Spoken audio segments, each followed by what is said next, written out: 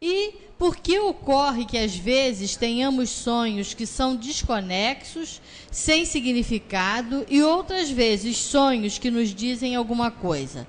Quando sonha-se, a dimensão é diferente? Claro que é. E vocês podem estudar isso no Livro dos Espíritos, quando fala sobre os sonhos, sobre os sonos, a emancipação da alma. Nós, como espírito, às vezes, quando o corpo está dormindo, nós misturamos cenas e influências desse mundo com as do outro mundo. Então, por isso que às vezes as coisas são desconexas. É porque nós não temos o domínio da situação. Nós estamos encarnados e passamos momentaneamente para a dimensão dos desencarnados. Então, nós levamos influenciações daqui e recebemos as influenciações de lá. Então, isso há um confronto e um conflito, muitas vezes, de colocações e de imagens que deturpam as nossas lembranças quando nós voltamos à vigília.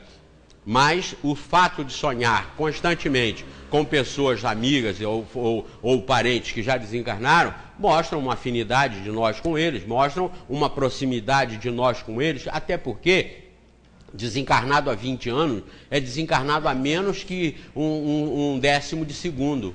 Os espíritos dizem que um século para a espiritualidade corresponde a menos de um segundo.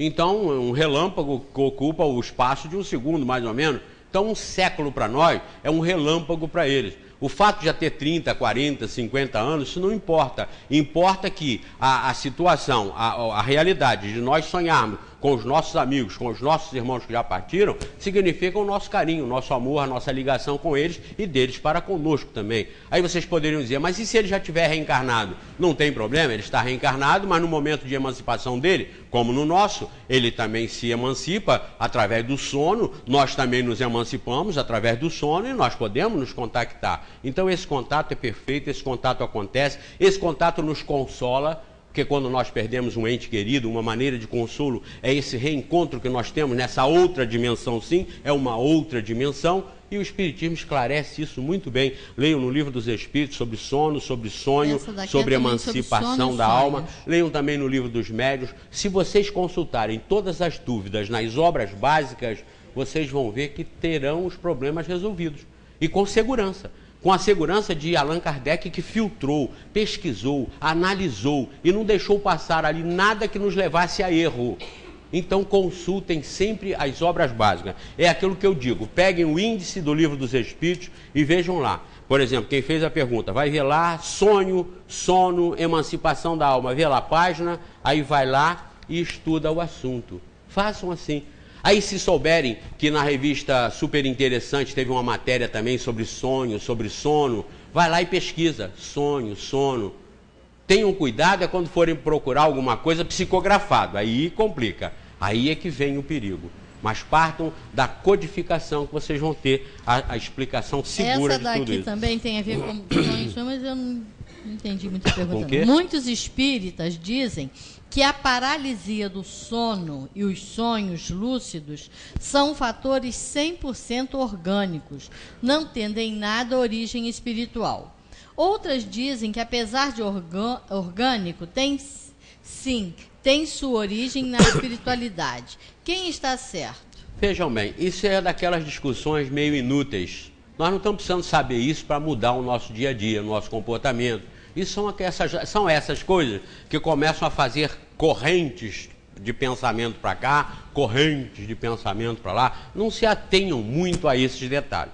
A pessoa que fez a pergunta, por exemplo, está interessada nisso, estude psiquiatria, psicologia, aprofunde nisso, analise isso e chegue às conclusões sérias para depois resolver algum problema com isso.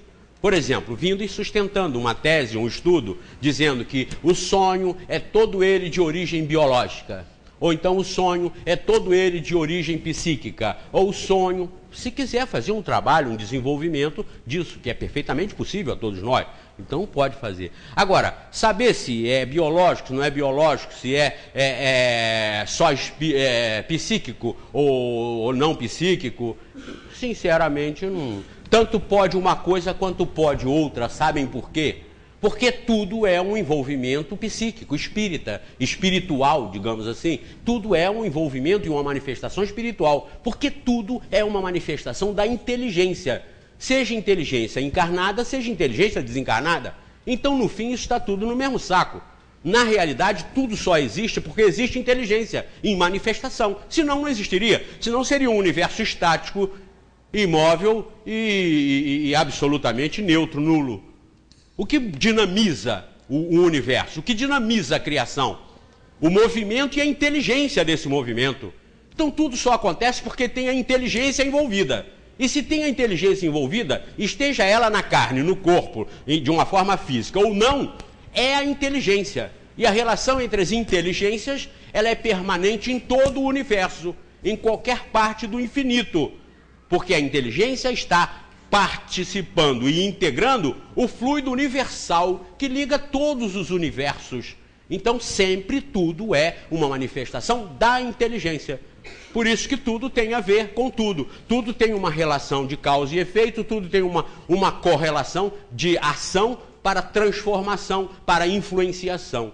Só existe, portanto, a manifestação da inteligência sobre a matéria que causam todos os fenômenos, que podem ser uma vez mais influenciados pela matéria, outras vezes menos influenciados pela matéria e mais influenciados pela essência da inteligência, que é o espírito. Raciocinem sobre isso. Uma pessoa conhecida estava num shopping da cidade, sozinho no banheiro, e sentiu que sua bolsa parecia ter sido puxada. Isso poderia ser obra de alguma entidade espiritual, já que ela estava sozinha? Os espíritos habitam qualquer lugar? Poderia explicar? Os espíritos habitam qualquer lugar. Isso eu posso afirmar e garantir para vocês. Os espíritos habitam qualquer lugar. Agora, quem puxou a bolsa foi o espírito ou não foi o espírito?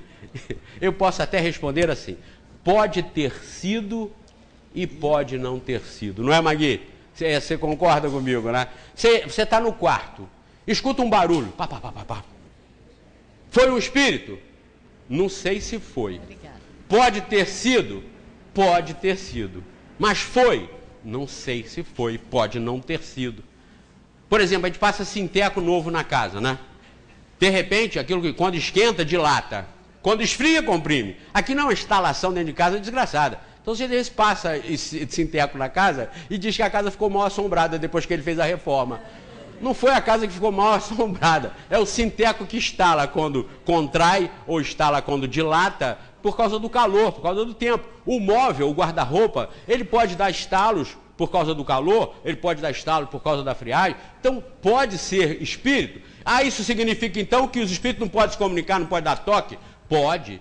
Pode ter sido um espírito que te está querendo te fazer uma comunicação qualquer, ou te influenciar de uma forma qualquer? Pode. Mas pode não ter sido, com muito mais chance não foi espírito.